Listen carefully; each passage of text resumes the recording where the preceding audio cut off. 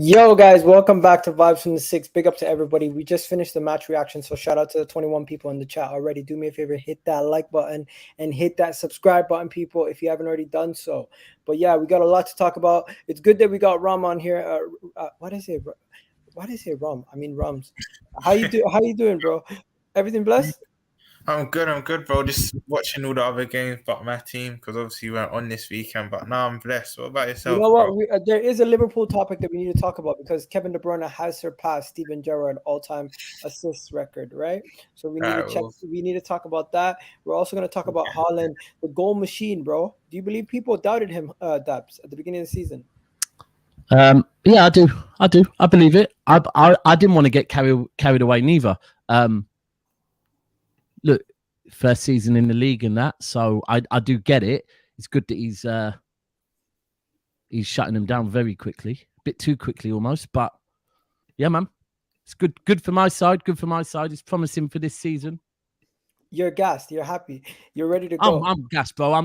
You can't not be gassed with how, like, when the best thing is to wake up on a Sunday morning and see that on his Insta story, it's a it's a video of him grinning and sipping from a City mug, like, yeah. and know that his dad was in the away end yesterday singing chants with all the City lot. They're City people, so it's good to see, man. Bless. Alan, Heung-min Song. If I'm not pronouncing his name wrong, I'm sorry, but he absolutely went mad. He came back with a vengeance and scored a hat-trick off the bench in literally 14 minutes. How do you feel after watching that? It's about fucking time is what I'm saying. He's been like not showing up for like 6 or 7 games this season. It's about goddamn time. But yeah, what a way to break the goal drought. 2 stunners and obviously a nice finish. The keeper can hold on to it and win in the net. But you take it and hopefully that's a launch pad for the rest of the season for him because you know what he's like. Purple patches, he can score shitloads of goals in quick succession. So let's just hope it continues. But yeah, 6-2 against Leicester, bottom of the table. Hopefully Rodgers is sacked because of Spurs. Yeah, it's all good. We look forward to it. You know what? People in the chat, let me know which game do you want us to talk about first. Do you want us to talk about Arsenal Brentford first? Do you want to talk about Manchester City versus Wolves? Or do you want us to talk about Tottenham versus Leicester? Let us know which game you want us to talk about first. But before we go any further, Ram, how you feeling, bro? How are you feeling? You missing Liverpool this week? And are you kind of still upset that the game didn't go ahead? You know what? I think most Liverpool fans will agree. I think it's come at a good time for us. We got the result against Ajax, and now it gives us time for some of our key players to return. But of course, you never not want to see your team play. But we would have been playing Chelsea, new manager bounce, even though it didn't look like there was any new manager bounce against Salzburg midweek. But I do feel like at the Bridge Sunday, they would have been up for it. It may have not gone our way. So I think it's a blessing in disguise. I do think it's a blessing in disguise, man. Ooh, you're saying it's a blessing in disguise that you didn't go ahead and play this weekend. What do you guys think? Do you think it's a good thing that Chelsea and Liverpool didn't go ahead? Because obviously it gives Graham Potter time to think, and it gives Liverpool time to rebound. And you know what? People in the chat, let me know which game you guys want us to talk about next, because we're gonna get onto those games. Don't worry, we're not gonna stay on these for too long. But yeah, what do you think? What do you think, Dabs? Yeah, it's a tough one. Whether that game would have suited. See, someone asked me that earlier. Do I think Liverpool would have got a result? I think they would have got a result at the Bridge. You know, I think we, like all of us, should want to get Chelsea out the way as quickly as possible, because we do. Like I think we all agree. We all rate Graham Potter. It's just how long it's going to take for him. Like, you know, Cass mentioned it earlier. Kovacic coming back could be so big for Chelsea. That could change Chelsea massively. So I think you want to get, well, like, I'll be 100. I want to get Liverpool out of the way. While Liverpool aren't looking up to speed, I want to get Liverpool out of the way. Like, the one that I would say I've been trying to work out if I was happy with the Spurs one being moved for us. Yeah. And that's the one that I think I'm happy with as well, because I believe it might mean the game is moved back to a lot later in the season, right? I think So we might have to February, play, I heard. yeah, All these fixtures.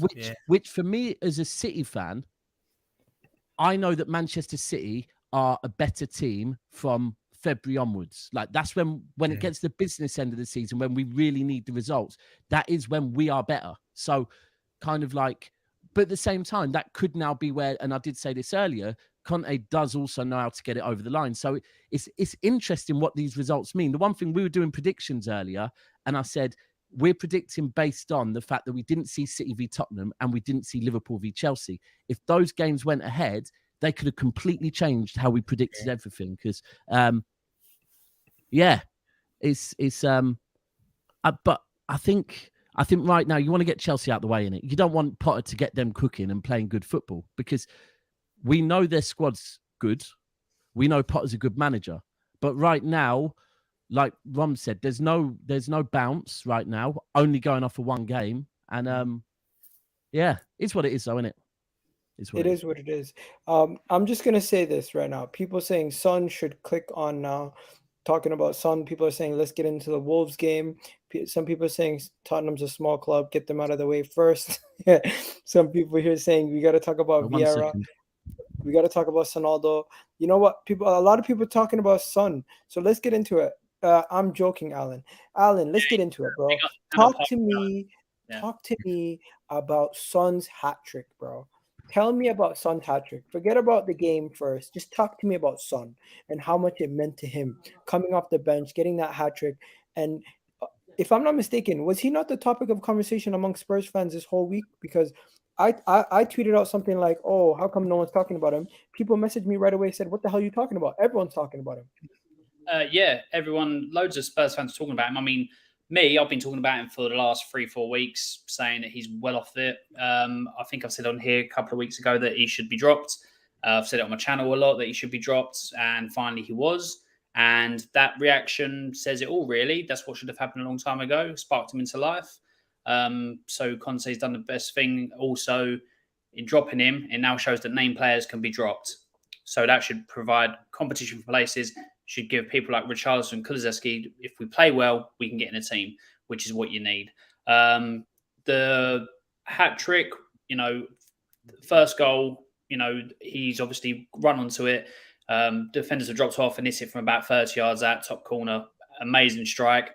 Then obviously the second one, the ball's been passed in by Kane on his left foot, curled it into the corner, another stunning goal. And then the third one, they thought, good pass by, I think it was Højbjerg, bursting forward, and just Son, once you've got 2 goals and he's in on goal, he's not going to look anywhere else. And that's the confidence you need, because previous games he's had it stuck under his feet, he's not been able to get it out of his feet. So it's to show the quality that he's got once he's got confidence. And yeah, he weren't missing out at all. So 2 quality goals and a good third goal. But yeah, he should have been dropped. It was right to be dropped.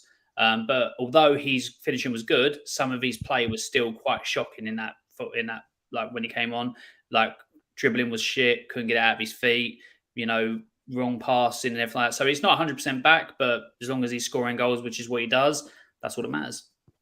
That is all that matters at this moment in time. Rom, what do you think about Son's performance? And before we get into the full Tottenham performance, because let's be honest, it was a shaky performance at times, but at the end of the day, they got the job done, and Son came in and doubled their score. And this is what I'm saying about Son. That Alan alluded to it earlier. He can score in these patches and whatnot. I think every Spurs fan's dream will be for this to be sustainable, not like here and there, that they want it to be sustainable. But it just goes to show how important it is to use both feet. Because Son, if he goes either side, you're very confident it's going to hit the back of the net. You lot had it in Santi Cazorla, Egal. City have it with Cancelo. When they're on either foot, they can just make things happen. But I think it was devastating. I mean, Cancelo actually just uses the outside of his right. But he can still use... Yeah. I hear what you're saying, but yeah. Do you know what I mean? Like players that can use both sides, like all 3 of your clubs. You can use it inside or outside. Cancelo tries to avoid using his left, And you know why you're right, because I've seen him try to use the inside of his right, and it doesn't really. Ericsson said it after the United game. Yeah, Sky asked him, you know that Bruno pass with the outside of his foot, and Ericsson said to the Sky presenters when they're like, "How good was Bruno today?" Ericsson said, "Have you asked him why he didn't just use his left foot? Because he used the outside of his." But it is when players work out. Do you know what? Instead of using both feet, I'm just gonna, because I'm not strong with my left foot, I'm just gonna use the outside of my foot. But yeah, you know what? I was like, nah, I thought Son should have played that game because I was looking at it thinking Leicester have got issues defensively, yeah, like big boy issues. If you deep it, the last 2 games they've scored 2 in both games, right? 2 goals in most games should get you a point at least, right? But then they've conceded 6 and 5. Right, so I was like, "Now I'd play Son in this because this could be where he starts getting his flow." But Conte was spot on to bench him. Literally, it took benching him once and him to hold bench and sit there and watch the game. And I agree with Alan. I don't think he was amazing when he came on. I don't think Tottenham were good. I think the fact that Tottenham, are difficult to beat, especially in the first half. Leicester got 2 goals. It was a bit like, fucking hell, this is looking like a bit of a different Tottenham.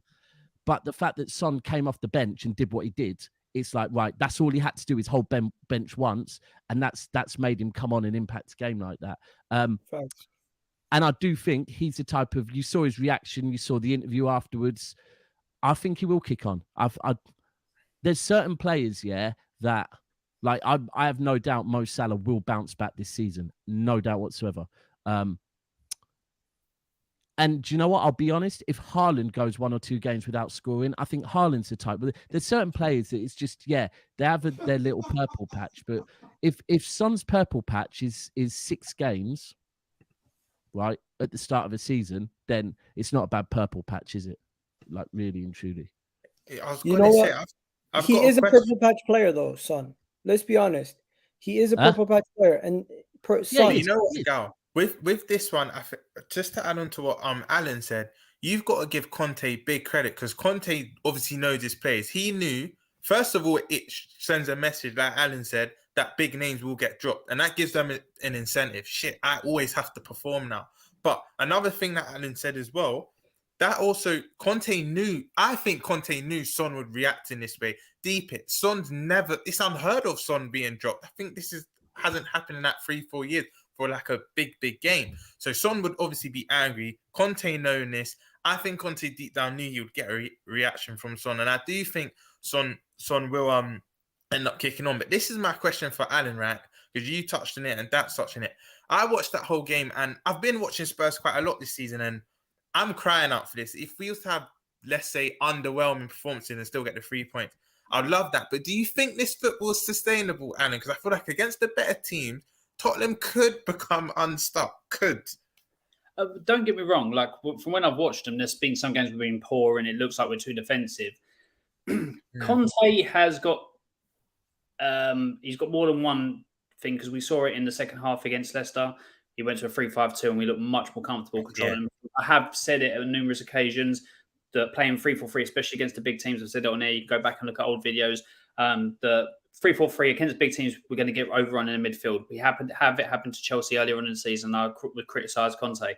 But Conte has now shown that he's more than happy to have the team sit back and defend and go on a counter-attack, which is what he, like, not just it's quick transition. So basically, he sets us out. It's pragmatic. Let's not lie. Let's not beat around the bush. It is effective counter-attacking football. It's not. No, but it's pragmatic. That's what it is. So if you honestly, I implore you to go back and watch like the Leicester game and watch another game, just obviously see how we do. When we're defending, we don't defend back like Mourinho did. We're about 30, 35 yards out, and there's about 30 yards between the defender and Kane. Sitting back compact. We're not sprinting around recklessly defending all that. We're compact, we're in a shape and all that to conserve energy. And then as soon as we can, we break out. Now, the only point when we do break out is there's times when in the 2-man field that we can't get out and people can win the ball higher back, and that will cause us problems because against a team like Man City who press well, Liverpool, that may cause us problems. Conte was doing similar things last season. It worked out against Man City away. It worked out against Liverpool, both home and away. because we got points against them. But there's times where it can come unstuck. It's just one of them risks you take as manager of the way you're playing.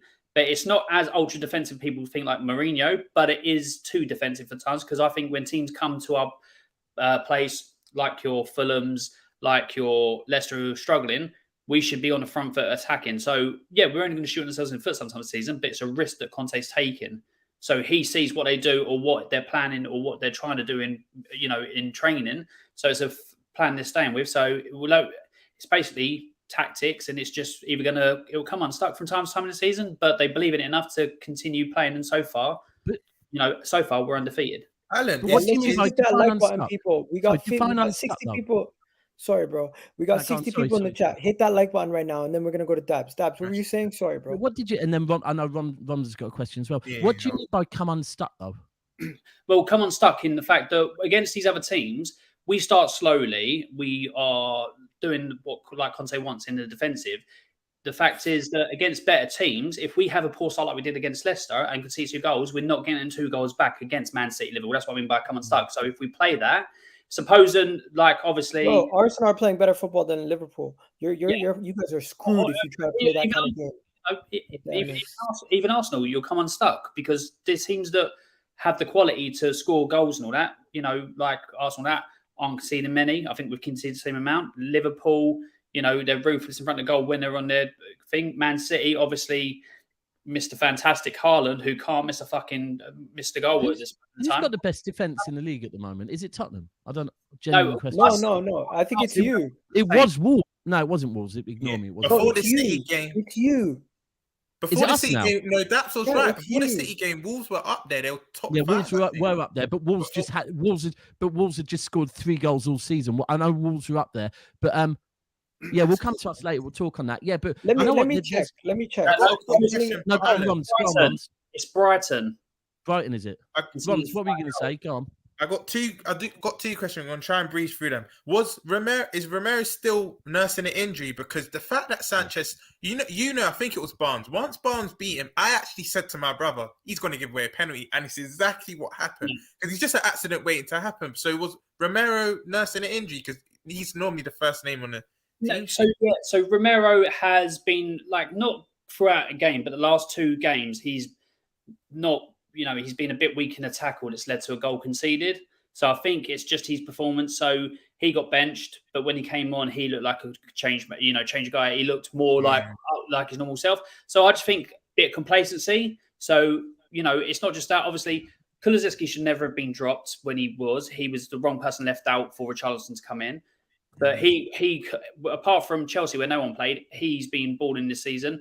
Richarlison's come on, fighting for it, fighting for his place. Son obviously come on, hat-trick. Romero got dropped. He came back, and in the first, he looked like his old self from the first couple of games of the season because he looked like he dropped off. So all of that says that it's going to be like a decent season if everyone's knowing that they've got to fight for their place to stay in the team. Roms, you had another question. Okay, you finish up with the Tottenham points, and then we're going to switch it over to Leicester for a second. This one will be quick. What's the situation with Bissouma? Because I think he came on, and with Son, I think he's another reason why you got them goals. I think he was excellent. And I've always said he can do what Højbjerg can do and more. So why isn't he starting? This one confused me. So with Bissouma, Conte has said, obviously a great player and everything like that, but the way Conte wants to do the game tactically, Bissouma isn't quite upset because obviously the way he wants to do it. Like the last game against Brighton where you score early, but then you went. Sorry, go ahead. What the fuck was that? Who the fuck is that? Bro, I'm trying to Google people's names and something came up. My apologies. I thought I left the tab open. That's fine. So tactically, how Conte wants to set up, he hasn't quite grasped that in the 3-4-3 the way he wants to play. But pretty much Conte has said when he does, he'll be in the team. But obviously, Conte is very all to do with tactics. So he wants to have teams set out and do what he wants to do. So, yeah, it's just one of them things. As soon as he's, up to scratch, he's going to be in a team. Smash the like. Sorry, Egal, you crack me up. I'm seeing you in the live chat. Bissouma in the mud. This guy, man.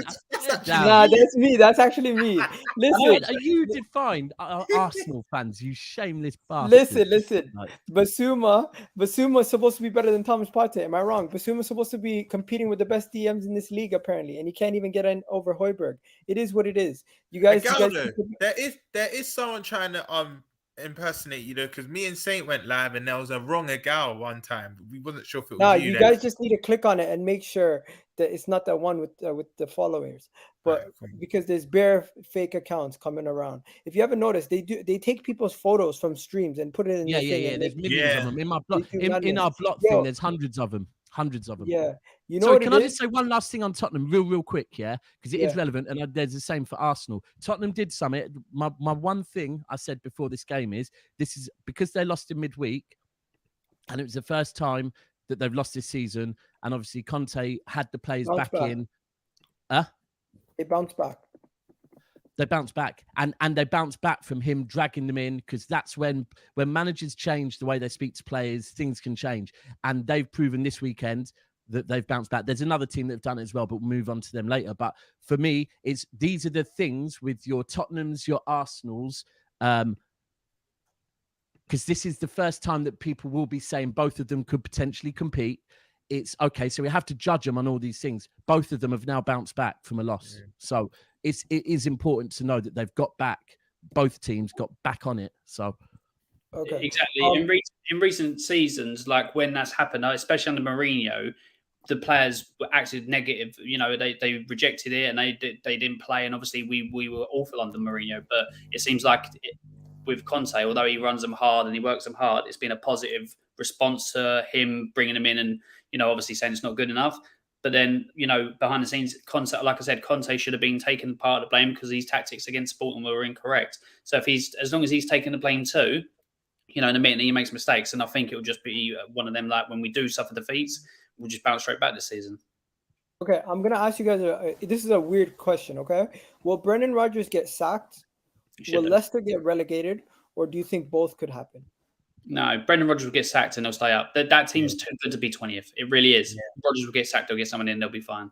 You know, even their new centre back, right? As much as they conceded 6, you can see glimpses. There might be a player there, but I agree with Alan. They'll stay up. But I'm surprised Rodgers wasn't sacked today. Honestly, I don't know how he's still at that club. I think Danny Ward needs to be the first person sacked. Oh, he needs his account checked. He was at us, right? And I remember he had 2 cup games. He conceded 4 goals, and all 4 goals were savable. And I thought, you're not it. You know, when sometimes you could just tell a player's just never going to be 100%. It. It's hard to say. It's sad to say, but you can just see Leicester need to get a replacement or academy keeper. Anything's better than that. Anything. But you know what? When you look at Leicester, so to answer your question, I think again on our prediction show earlier on Never a Foul, we were talking about Leicester for quite a lot and saying like, yeah, their squad is too good to go down. Yeah. But it was people were still trying to put him in top 10. I was like, there's not a chance, because the fact that he hasn't gone this weekend, like he would have gone by now, innit? We've seen how managers, if they're going to boards, if they're going to get rid of a manager, they don't wait till like the Monday. They go like straight away. So it's interesting. He will get the sack though. Like eventually. I know that everyone says they can't afford it. Let's be real. They can afford it. They just don't want to fork out that much money, right? Mm-hmm. But if in 3 more game weeks' time, they still haven't picked up any more points, he will be gone. But like I said earlier, they've scored.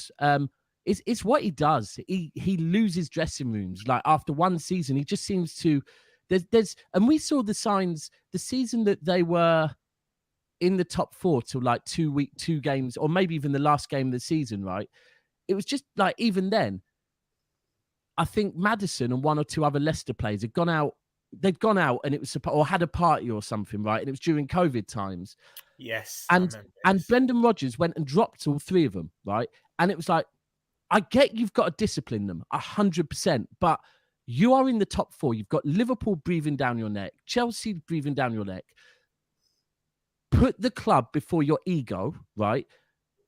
Wait 2 weeks and then discipline them. You can't be dropping James Maddison when you're trying to like cement top 4. You can't be doing that. And it's just, He's lost the dressing room. Did you see Daka when Daka was through on goal at one point? And Daka used to be a killer, right? And he had to shoot early because I think it was Emerson was breathing down his neck, I think. And they were going to catch him up. So I get that he had to shoot early, but the shot was just a P-roll, like literally into the keeper's hands. And it was like, that shows this guy's confidence is on. And yeah, you look at they've conceded 11 goals in the last 2 games. He has to go, in it. It has to go. I just can't believe his name is still being linked to other clubs. It's crazy.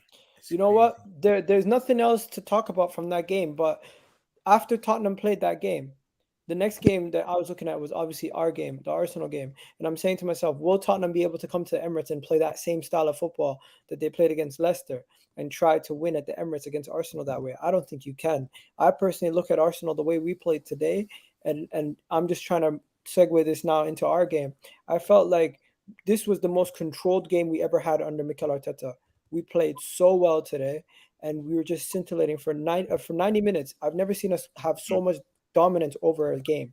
And like, this was a team with no Odegaard, a team with no Zinchenko, a team with just 2 key pieces that were rotated out of the side, and we didn't really miss them. Thomas Partey came back in, and he's showing why he's one of the best DMs in this league.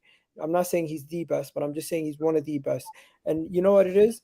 A lot of people will disrespect this Arsenal team and say, oh, we haven't done much. But to win 6 out of your first 7 Premier League games, guys, when are we going to start taking notice and say, yo, this is a different team? Right. Go on, Dan. So I've said earlier, something that makes me laugh a bit is when people say City have already won the league. And I'm like, we're not top. Like, come on. Like, you can't be saying this when we're not top. Like, I get it, but we're not top. So, and for that reason, like I did say I think it was on Big Six Bants earlier, I said I joined in the middle of a debate, and basically the Arsenal guys were saying, people like saying to all the other panel, you need to respect us. And I was like, he has got a point. They are top, right? You do have to understand that they are top, yeah? And you do have to understand as well that they've bounced back now as well. It's important after the United game, they've bounced back. Now, for me, and so I will give Arsenal respect, 100%. And anyone that thinks, because what comes next, Arsenal fans will probably be like, oh, go at me instantly, yeah? Because you have to be all or nothing.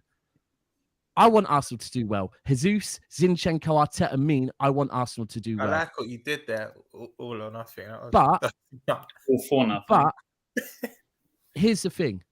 I'm not going to give you the utmost respect, like, until your squad really starts being stretched. And here's the thing. I'm not meaning injuries, right? Because Liverpool right now, I don't want to hear Liverpool talk about injuries. I don't want to hear City talk about injury. We shouldn't, all of us top 6 teams, yeah? That isn't really stretching your squad, because your squad should be good enough to handle that. What I mean by really stretching your squad is when it gets to the business end of the season and your players, you don't just have injuries, you then have mental tiredness as well as physical tiredness. You have 2 games, not 1 week, 2. You've had 2 games for the last 8-9 weeks, and you've still got 2 games every week. And then also the fact that your manager is really being tested. If Arsenal are top in March, yeah, I will give them full respect. But I can't 7 games in be saying, yeah, you know what, title contenders. Because the fact is, did we do that with Leicester? We didn't until when? And the last time, this is a completely different Arsenal to the Invincibles. They have to earn it. Like, you can't just be top in September and have the utmost respect. But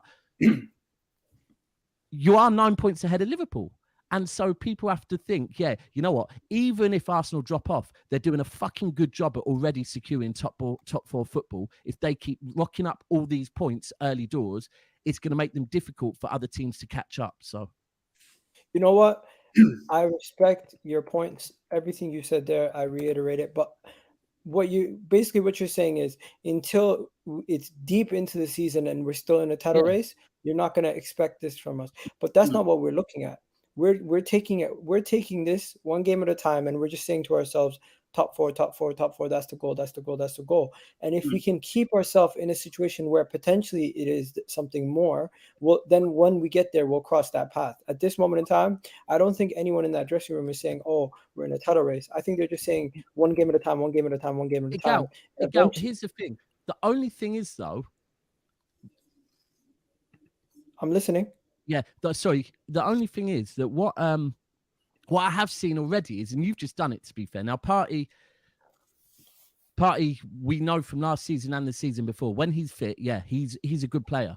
But instantly now, like you said, one of the best DMs in these conversations, I don't really feel to have them conversations until they do something. Like, it's not 7 games in and like he's one of the best DMs in the Premier League. Come on, man. Like, bro, it's not 7 games in. It's not 7 games in. Last season, let's not lie. You played him at the Emirates. You've seen him full throttle. Right, Obviously, so but I thought Eric Bailly, when he was fit, was a very fucking good centre back. But when someone's fitness is that shit, it is an attribute and it has to be spoke on. Like, if he stays fit for a season, same with John Stones. John Stones was our best centre-back last season when he played. But the fact is, he wasn't fit. So I ain't putting him in the best centre-backs in the Premier League. That's exactly why I don't always wax lyrical about Thiago, because we know his qualities, but if you're never available, it's like, you're right, it's something that has to be spoken about. But back to Arsenal, right? I'm going to be careful because a lot of content creators think I'm a closet Arsenal fan and whatnot. But I said this. Bro, once a Gunner, always a Gunner, bro. Never me. Just my whole family and I can go to the Emirates quite often. But I said, I'm not having you. I seen you cheering on Vieira today before the game. I was like, this guy. Because I've been watching him from Porto, right? And I wanted him at my club. So I'm not going to start hating him because he's at Arsenal. But you know one thing I will say? Odegaard needs to take heed. That's how you shoot.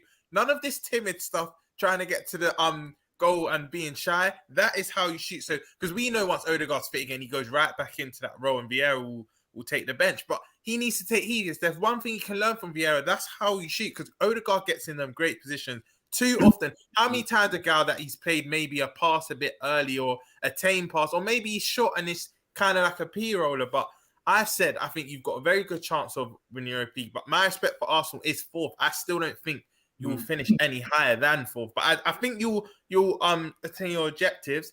And I feel like Real fans have to put respect on Arsenal because the table doesn't lie. Again, I don't think you're title contenders, but 6 wins out of 7, you can't complain. I think your next 2 games are your biggest test. I didn't say are we title contenders. I said, do you finally believe in this team? That they can. I've been believing from the season before the season started. Arsenal. If you don't see that Arsenal are the truth now, I don't know what you're watching. Honestly, if that's your question, truth, bro. But this is the thing. What do you mean by are the truth? Like, when I mean truth, I mean truth, I mean for what they're trying to achieve. Not what Arsenal are trying. Yeah, you know what you are though. But I saw this at the start of. I saw this last season. I'm not going to say Arsenal.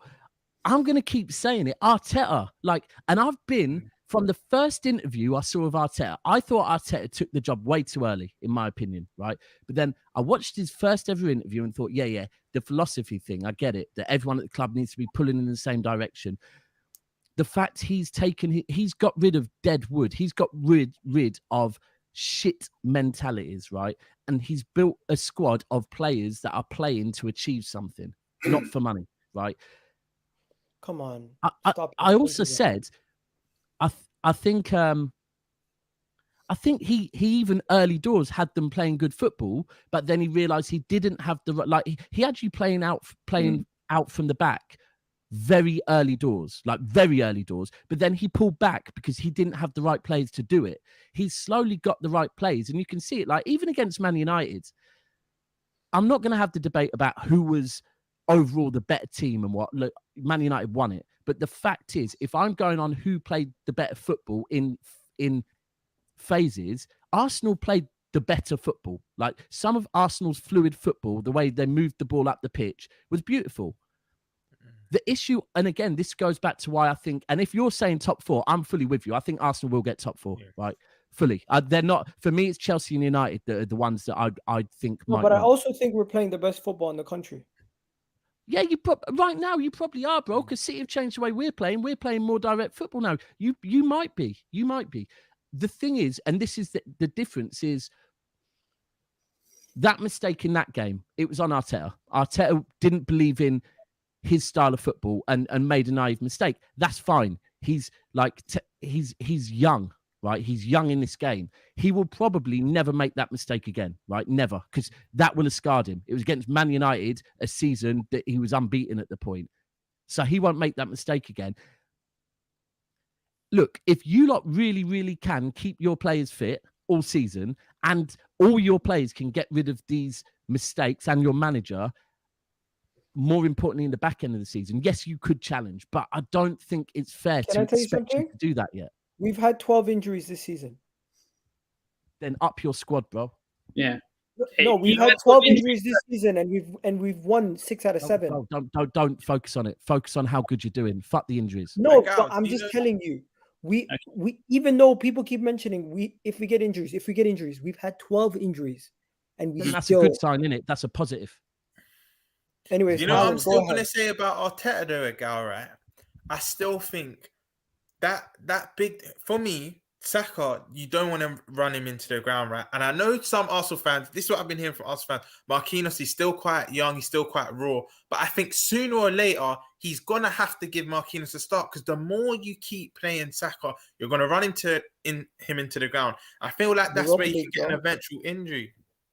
Listen, this is, if you eat candy, you're gonna get. You could potentially get like you lose your teeth or something like that, right? Yeah. Even if you eat healthy and you think you could still get injured, or you could still something bad could happen. Still have a heart attack if you go running every day.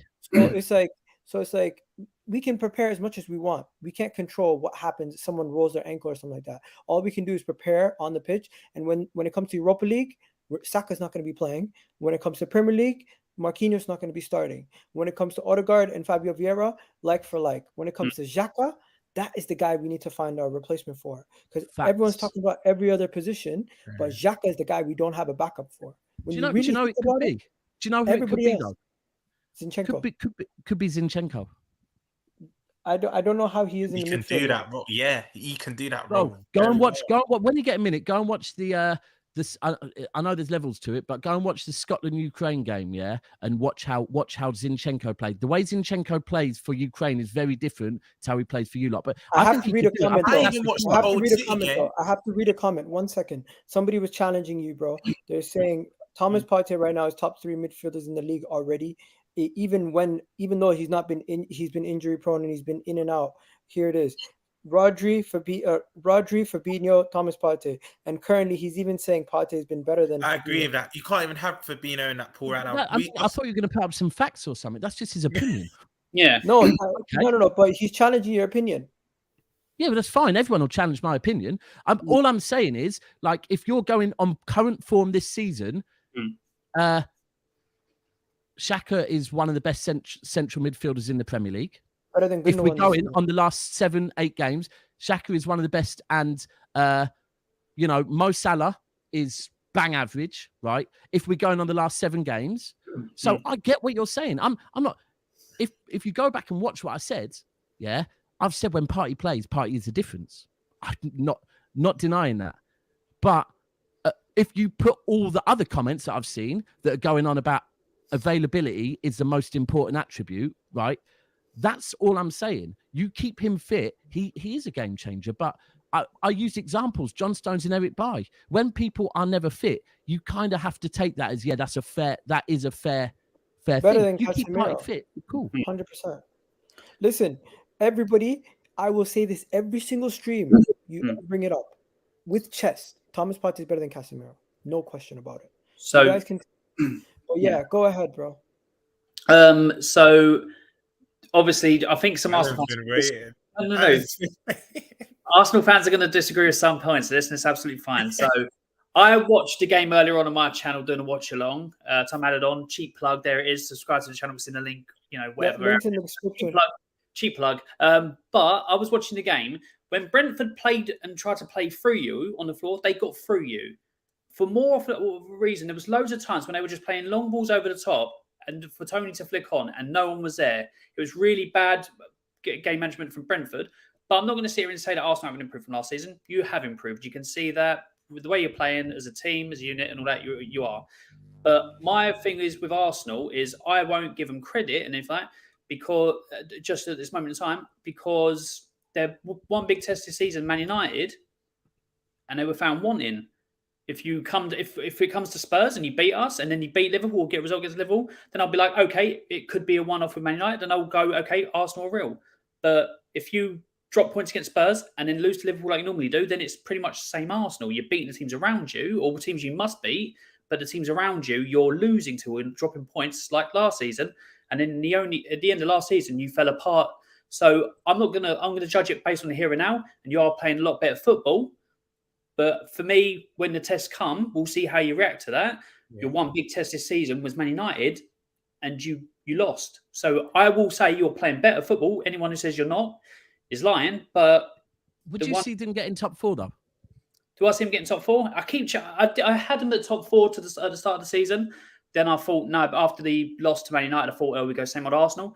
They've bounced back. I reckon 4th for us. I reckon Arsenal will get top 4. Yeah, I think so. Guys, I got rid of the graphics with Egal thing that I used to do. But XG and statistics are not the be-on and end-all, right? But there's something I want to show you guys. I get sick of them. I want to show you guys They are something, relevant, right? They are relevant. I want to show you guys something. This is not the be-on and end-all, right? But just look at this. Arsenal today versus Brentford. We created 1.5 XG. We scored 3. We were clinical. And Brentford barely had any sniffs against us. Similar teams. Liverpool, you can see here, it's a lot closer of a game. And Brentford actually beat them on the XG. Then you go to Spurs. 1 second. Spurs. They did the same thing. They beat them on the XG. The game was a draw. You go to Man United, they destroyed them on the XG. They scored 4 goals. They destroyed them on the night. So this Brentford team, I'm not saying they're bad. I'm just saying what we did today was an anomaly. What Brentford, they don't ever get slapped the way they got slapped today. Man United scored 3 past them, but they still beat Man United on XG. Chelsea scored 1-0 against them. Chelsea got extremely lucky in that game. They were I'd actually also say that another thing that's quite... Man City, same thing. You had a similar game against them away.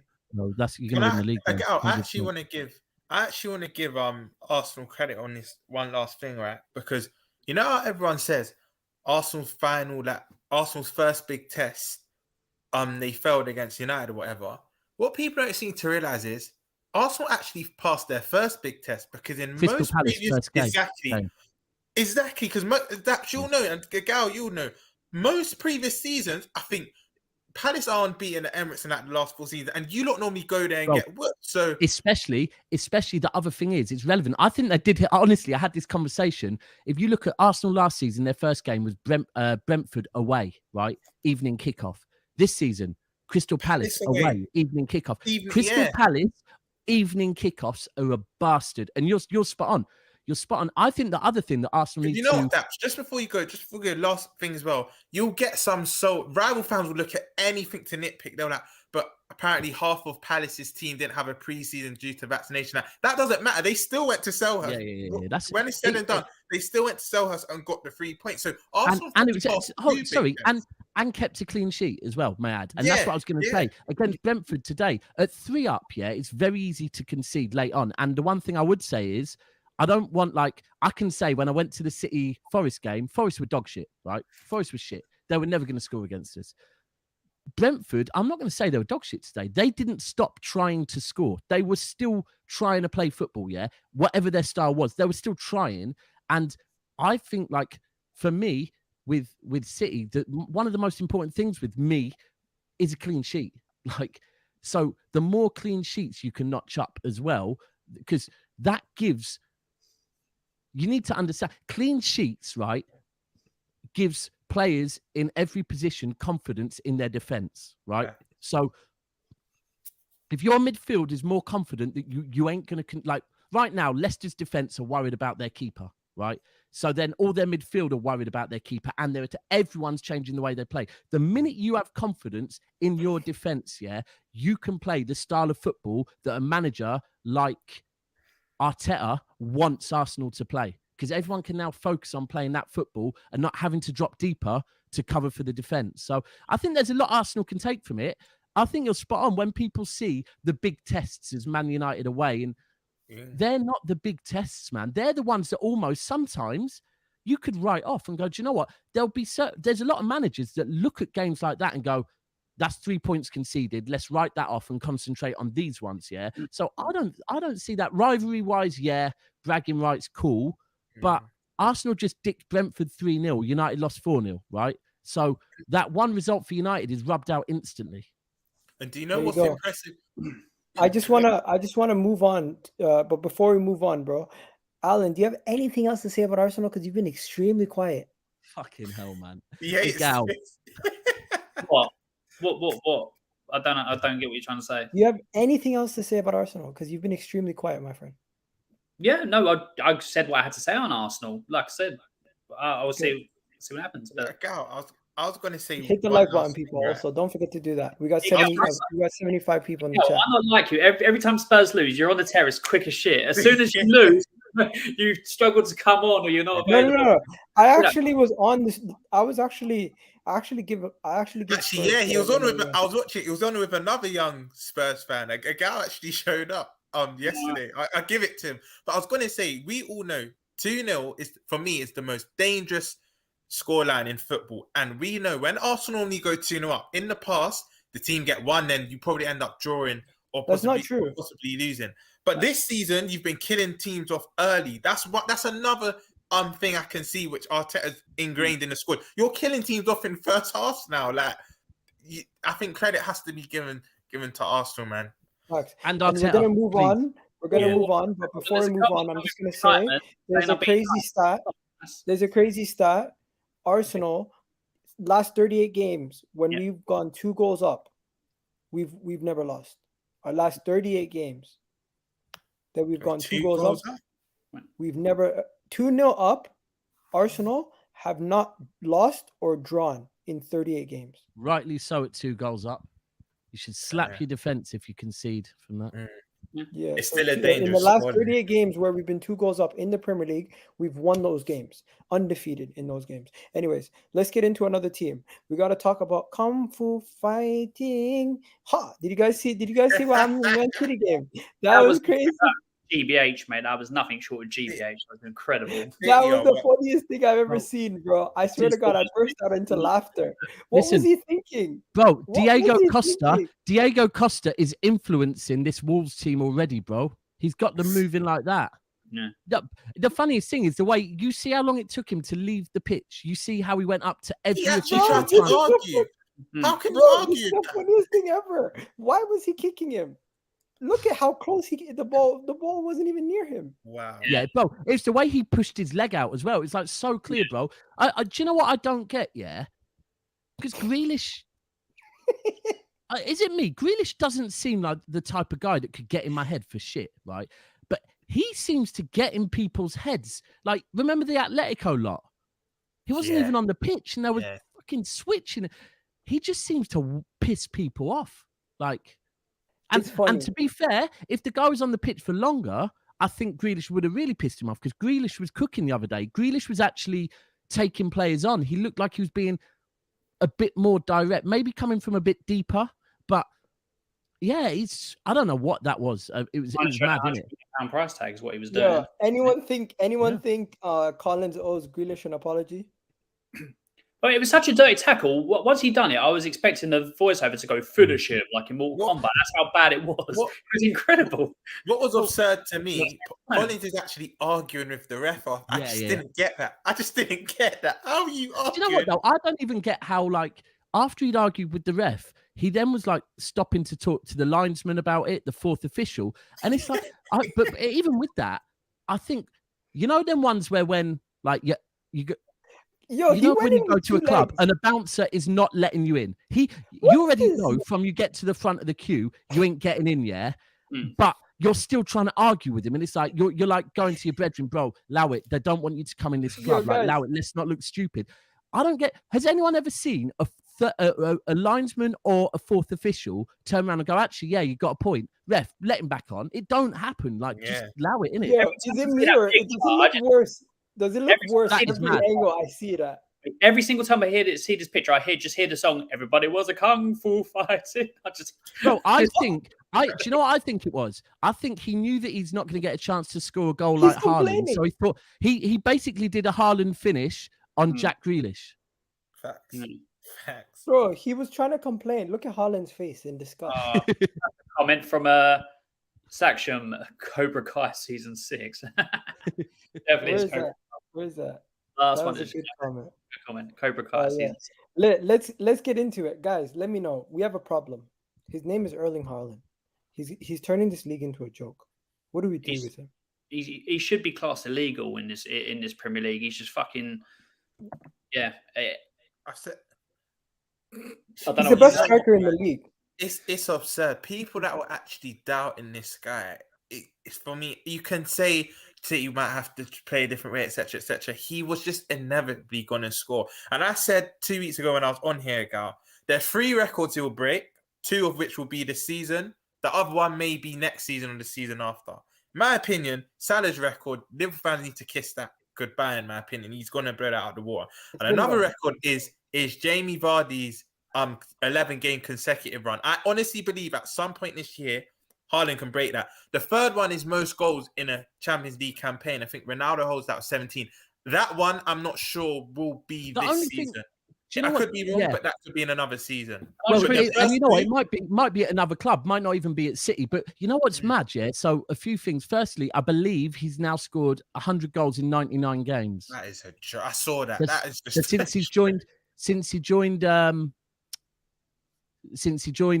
Dortmund, he's scored 100 goals in 99 games. Second thing that's mad is the amount of goals he's scored in the Champions League. When you consider that Dortmund never really go past, like Dortmund don't really go since Haaland's been there to the final or the semis, and he's still notching up those numbers. But bro, he scored more goals at Salzburg than Dortmund.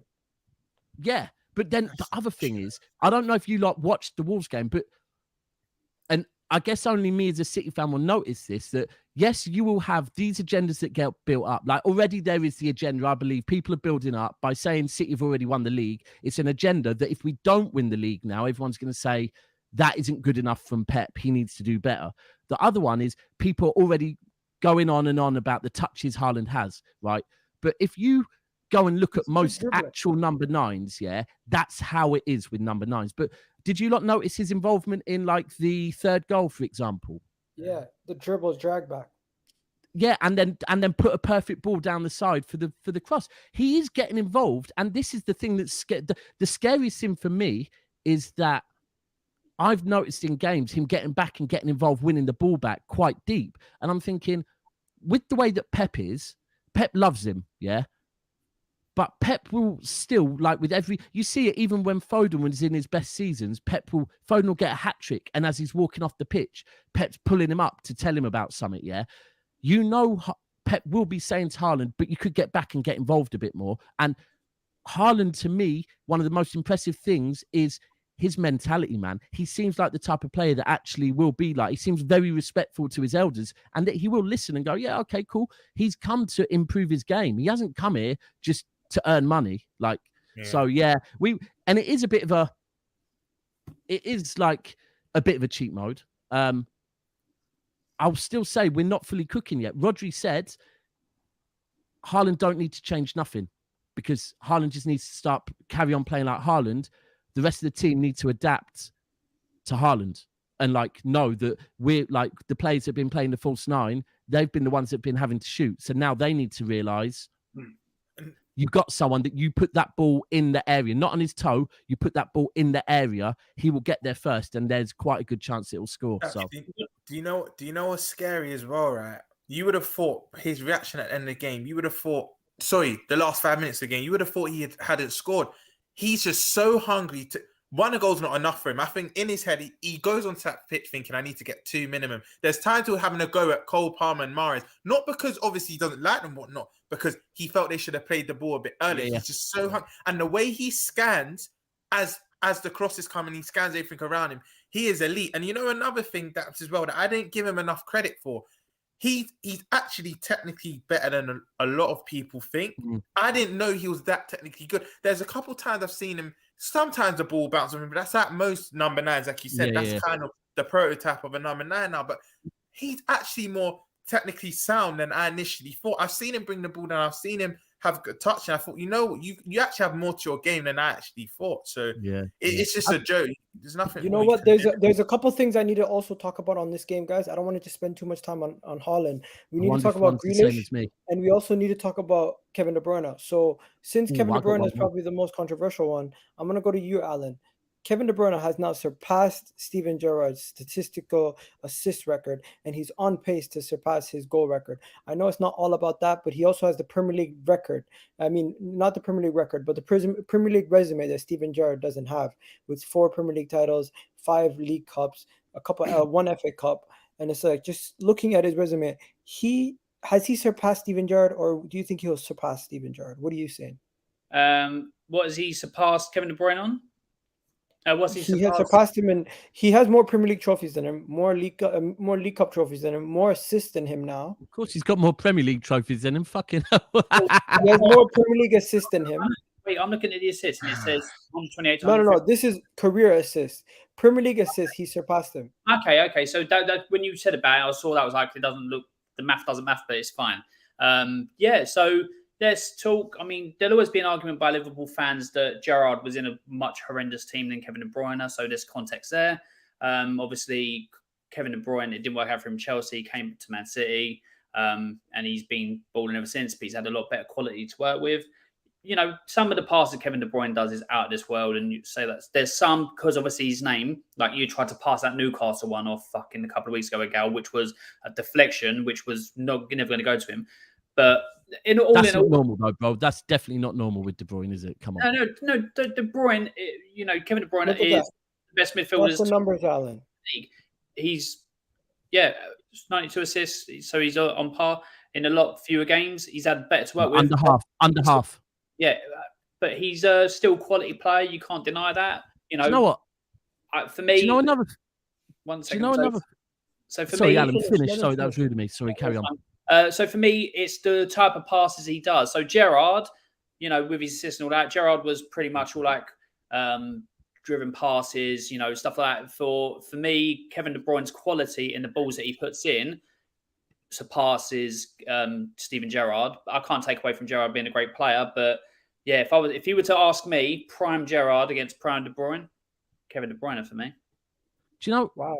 The thing that I'd say on the assist, and you are right with the different types of passes, because Gerrard was playing deeper. It was more, he was spraying balls wide. It was more almost like, I don't want to say Rodri, but it was a bit more like that. But the other thing you could say is, if you look at De Bruyne and look at De Bruyne's seasons at City, yeah, he hasn't had Aguero for like 3 of them now. So this whole thing of who he was playing with, Aguero hasn't been playing without and out strikers as well. I don't think it's a comparison. People will do it, but for me, like I think Paul Scholes was better than Lampard and Gerrard, in my opinion. Right? I'm more of a Paul Scholes, but numbers wise, we all know Lampard goal scoring, but I don't think Lampard technically was anywhere near as good as Paul Scholes. Thank you. Like I always say on the Gerrard one, a debate with Gerrard, a great debate, is Gerrard Henderson, because again, attributes. I don't think Henderson's better than Gerrard. Yeah, I don't think Henderson's better than Gerrard, but one of Gerrard's key things is that he was Liverpool's captain, right? So if one of his key things is you're Liverpool's captain, and then Henderson comes in and as Liverpool's captain wins everything there is to. And also gets selected at times to be, I think, the vice captain for England, is it? He is vice captain, yeah. He's got qualities, and I'm not saying he's better than Gerrard. Let me be very clear. But if one of Gerrard's biggest qualities is that he was Liverpool captain, and he couldn't drag him over the line, what I saw last season by Kevin De Bruyne at the back end of last season, and I don't care what anyone says, if you go and look at City's games from we lost to Crystal Palace, right? Or drew, can't remember. If you go and look at our run of games from then to the end of the season, De Bruyne is probably scoring and in at least every other game and probably getting assists as well. That's dragging your team over the line as a captain. So for me as a captain, De Bruyne is already, if we win the thing is with everything about Man City is get the Champions League. And then it's a real conversation. But until then, other fan bases, Egal, you will, and Alan, you might, but Liverpool, Man United, Chelsea fans won't hear it until there's a Champions League in his locker. You know, like in the conversation for like best, I think Phil's in the PL 100%. But my thing, and this is what I've had to say to Liverpool fans, right?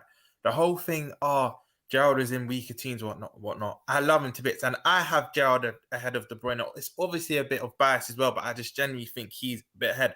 But one thing I have to say to Liverpool fans, the ones that kind of get carried away, Gerrard kind of made his bed. He has to lie in it. He could have played with better players. He could have went to Chelsea. I keep saying this. Of course, I'm so happy he didn't. He stayed at us.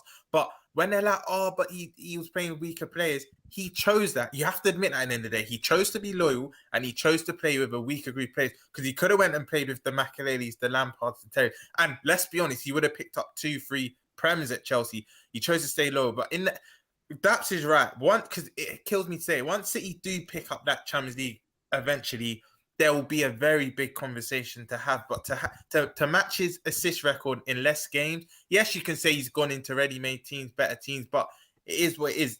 For me, it's still Gerrard but the conversation will be there 100%. You'll probably have this stat. I saw something the other day. It's hold tight MCFC lads. He put something up. Haaland just got Player of the Month, and he said Haaland has already got more Player of the Month than De Bruyne has. Is it true that De Bruyne's never picked up Player of the Month? Do you know that?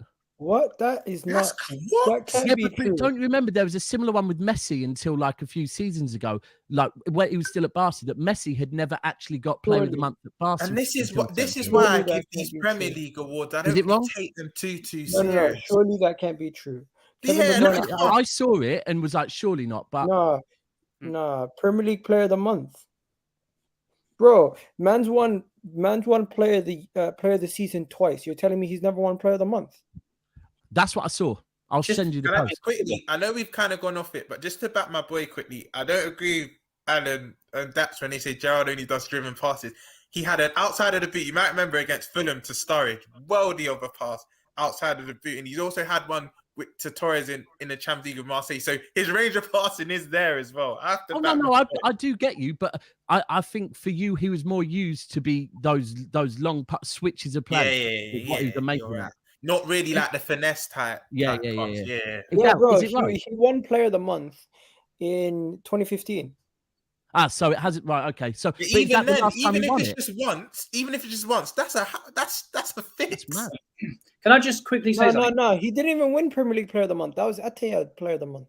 Yeah. So he's never won it he's never won it. Yeah. Is that serious? Can I just quickly say that there's a comment that was made in here, and obviously I saw it in a thing about KDB won't be in until he's got a Champions League. And I saw a Liverpool fan in here say but as KDB won a Champions League. You can argue the fact that Steven Gerrard ever won a Premier League. You can argue it both ways. So stupid, nonsensical arguments like that for me is just irrelevant. Listen, the best number 9 ever, R9, didn't win a Champions League. So it's just that. Exactly. You know what I mean? People would put R9 still probably top of a striker or in the top 3 for strikers throughout football. Like the history exactly. Exactly. Egal's hunting, innit? It's true, innit? It is actually a true fact. Yeah, the fact he's been taking that long. I remember. Bro, I'm just going to tweet it out and ask people because this is ridiculous. How has he never won it? The same thing happened with Messi one time, that Messi hadn't. If you go back, I'm sure if you go back and look at Messi, it took Messi seasons and seasons and seasons to actually win Player of the Month or something like that. He was picking up Ballon d'Ors, but hadn't actually won a Player of the Month. It's mad, but you know when I stopped taking it seriously, that's right. There's a season KDB. I think KDB won the Premier League Player of the Year, but he didn't win the football. Right? There was one award he should have won, and he didn't win it. After that, I said, you know what? They all get it wrong.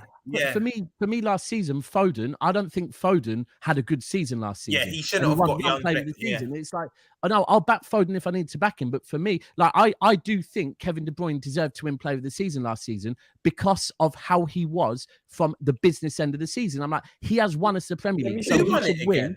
1 second, guys. No, One he did second, win it. guys. He did win it. 1 second, Oh, guys. yeah. Let me show you something. So last season he won Player of the Year, not once won Player of the Month. The season prior to that he won Player of the Year, not once won Player of the Month.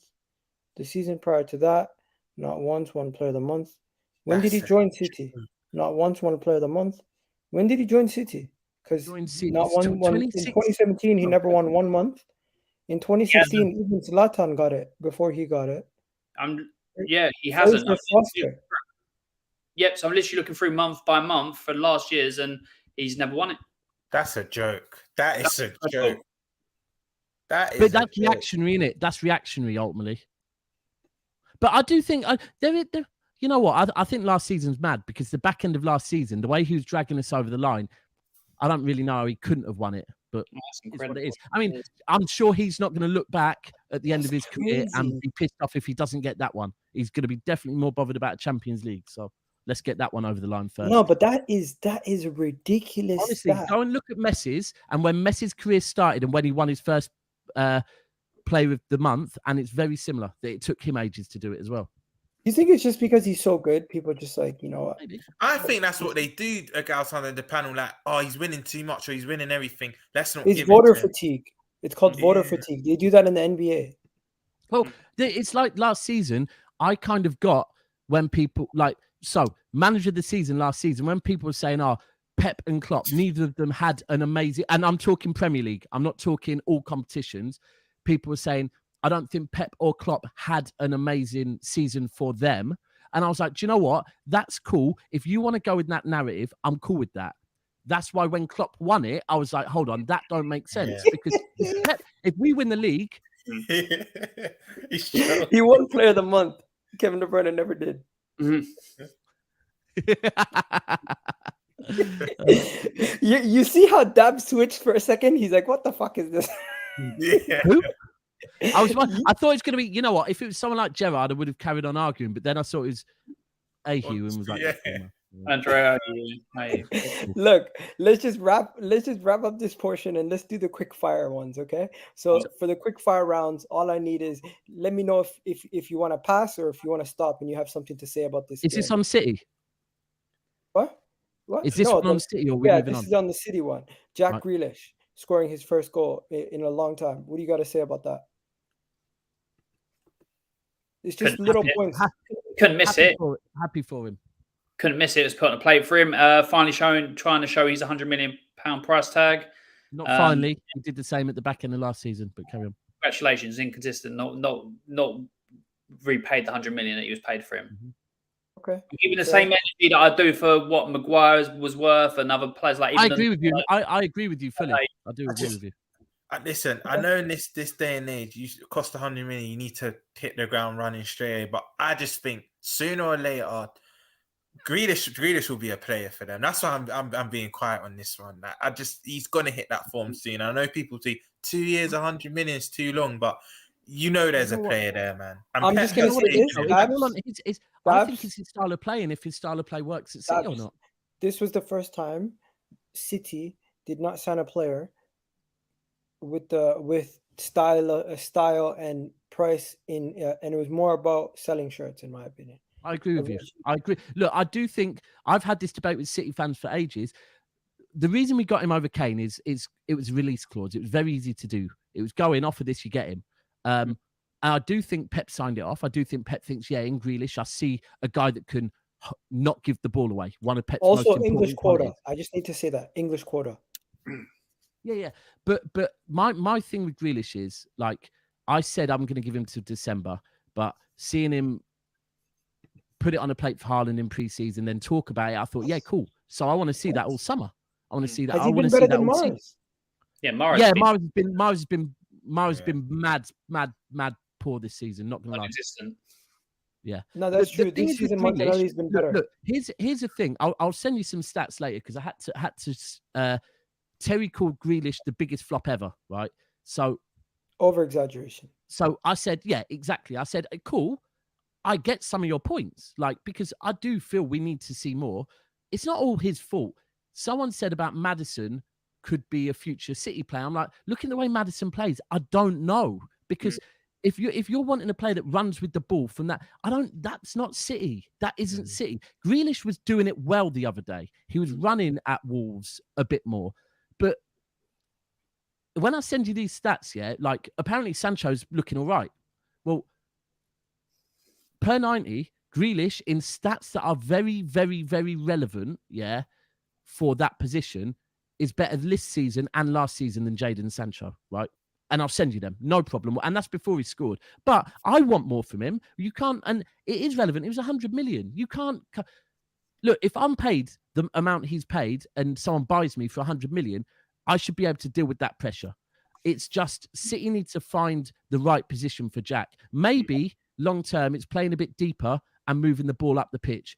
Because while Haaland's there, it's never going to be about Jack running at defenses. That's not how we're going to play. So, you know what? I'm just gonna.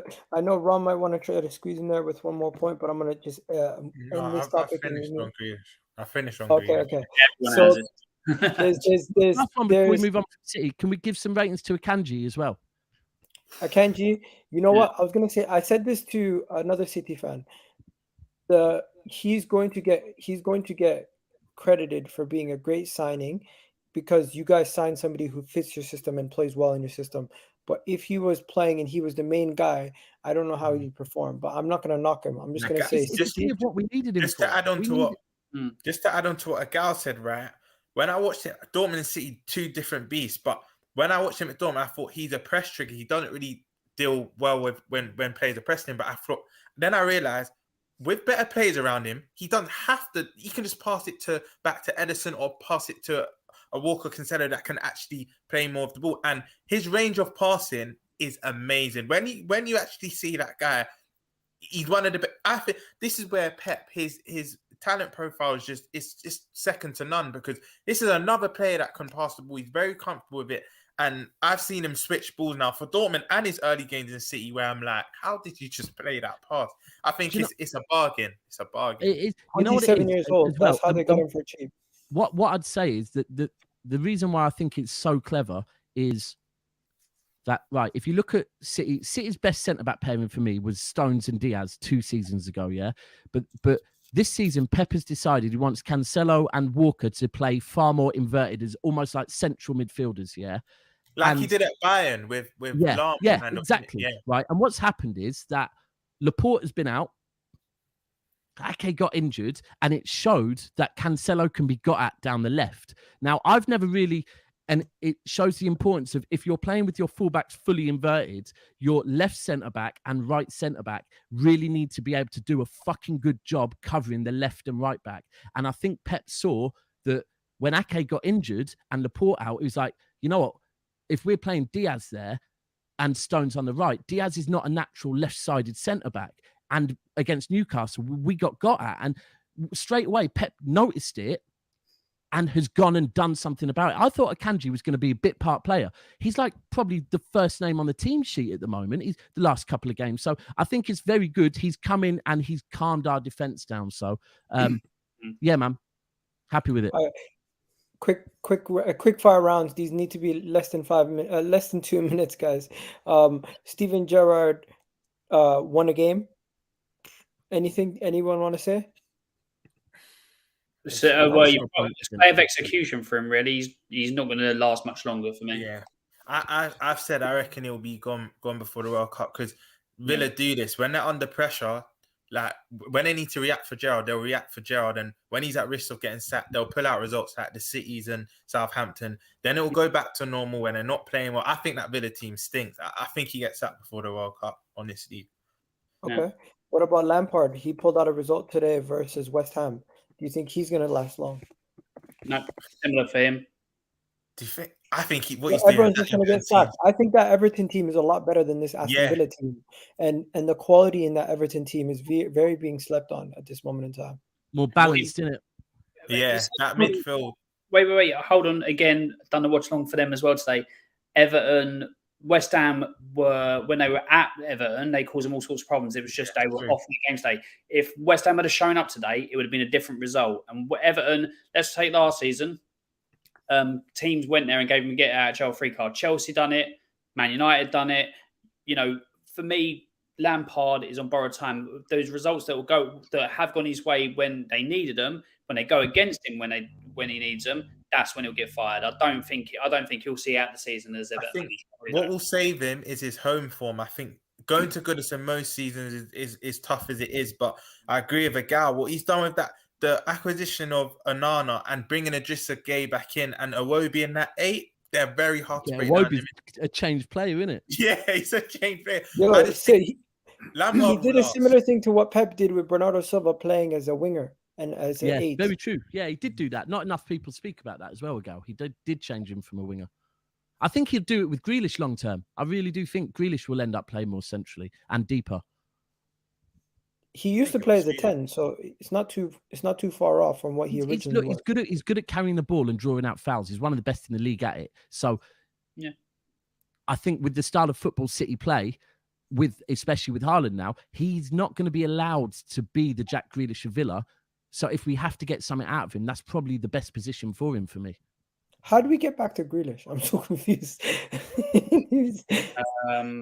Rent free. There you go. Okay. Is there any other games? There's obviously the Southampton. No, who did Southampton play? Aston Villa. Fulham, Nottingham Forest. Fulham, Nottingham Forest. 5-0, a 5-goal thriller, and Mitrovic didn't score any of them. Did you guys see that coming? No, for me, I think I know it's still early, but I had Fulham as going down, one of the stone cold people to go down, and they're doing better than I think any of us imagined because Fulham normally are a yo-yo club. Yeah, agreed. Mitrovic before this season, obviously he didn't score this weekend, but he's never really done it in the Premier League. So I thought they'd struggle, and they seem to not be struggling. They seem to be doing well, so I'll praise them. Forest, I now obviously had them staying up, but I fear Forest. I think they're just too open. They haven't got the quality. They've brought too many people in, so they're going to take ages to sort themselves out. And by that time, they're going to be gone. They're going to be gone. Just a quick one on Forest as well. I had that as a draw, but when you sign 24 players, this was inevitable. This was always going to happen. They're like, we released that 20 players, but still, you can't have 24 new players in your first season back in the Premier. Don't release 20 players then. Don't release 20 players. Yeah, exactly. It's crazy. Yeah, no. I think that Nottingham Forest project is just a mess. And it's going to take them a long time to get used to each other. Yeah, exactly. Also, and how they play. Be too late by the time it does. Be too late. Newcastle, their new man scored a goal. He got a penalty. And Bournemouth, it's so weird. Newcastle and Bournemouth have their former manager, their former winger, and their former striker playing for the other team. So they're just making fun of them throughout the 90 minutes. It was so funny. Sounds like Brighton and Chelsea. Sounds like Brighton and Chelsea now, doesn't it? Yeah. It's definitely going to be Newcastle a weird one, though. Didn't we probably all had them winning that game? And then I read a stat: they've won one game, lost one game, but drawn the rest. They've been a bit underwhelming. Yeah, they have been. That's what for me. Like I asked one of the people in the chat today on my channel, proud to be a Geordie. Is it not worrying that you've drawn 5 games so early on? Because if you lose the games you're expected to lose, your points, you've. From what I had them as finishing 8th, I think they start dropping down the league because they're drawing way too many games. If they're drawing games that they should be picking up wins, for me, I don't think they're going to be as high up as people thought. I thought they were going to be 8th, at least 8th. I think they're going to be like mid to lower mid-table still. And then I'd also ask the question, if that's true, how long to give Eddie Howe? Because obviously they're trying to build. He reckons a couple of seasons, so to the end of next season, and then they'll upgrade the manager with the players they're buying in. But for me, I thought Newcastle would be a lot higher up with more points. Based on their form from January to May, I think they were 3rd. They would have finished 3rd based on January to May, right? And that was without Trippier. That was, with Eddie Howe not having as long with the players, with Bruno not being there as long. They've got a better keeper. They've got a better defender in Botman. I said, I'm not going to lie, and this was before the end of the transfer window. I said, I rate how they're doing their business, but I feel they have to drop the stubbornness for 1 or 2 signings that will take them to the next level. And I said, and why not? They could be the team that pushed Man United for 6th, right? Right now, it's not looking that way. You're right, because Eddie Howe, it's and do you know what? One thing, you see Diego Costa going to Wolves, yeah. that I think he could do it. Look, he is a different player as far as he's older, yeah, but he was an absolute shithouse, right? He knew how to piss defenses off and just be a handful for a whole game, yeah. He still knows how to do that, yeah. And he's got young players around him that can ball. Like, if they use Diego Costa correctly, that could make Wolves a lot better. We've seen that their biggest issue is because they've been good defensively. They just have got 3 goals all season. Now, if Costa goes in there with his finishing and just creating a handful up top, then letting Neto and all their other ballers ball, I think Wolves could be quite a handful. I've always thought Wolves are a good team, so I think that's quite an interesting one to keep an eye on. Yeah, and you know what? That was it. Everything's covered. Every game, everything that's gone on, and you know what? There's going to be international break, top of the league, Egal. International break. I'm actually on break. I'm over here in Greece. I'm going to take my time, chill, and you guys have out a bit much, mate. Your channel's doing well. Second holiday in a month, innit? What? Second holiday in a month. Nah, I went to Canada for something like family related, but still a flight is a holiday for me. Costs money in it. That means holiday. It's not a holiday if you're going for family reasons. I hear you. Never a holiday. Anyways, you guys have yourselves a wonderful day. You guys already know what it is. Next 5 from the 6 is probably going to be Thursday, but we'll figure it out what we're going to do, and then Sunday we'll be back. I think we should do something maybe related to Euros or something.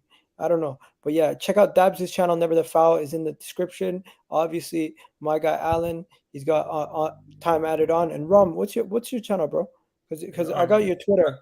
Yeah, I don't have my own, but I'm Saints Co, so you'll see me mainly on Saints channel and also the Jerry James show. So they're the main 2 channels I'm on. Enough said. Guys, go check that out, and you guys already have yourselves a wonderful day. And if you haven't already watched my match reaction, go check it out. I was gassed, people. Anyways, peace.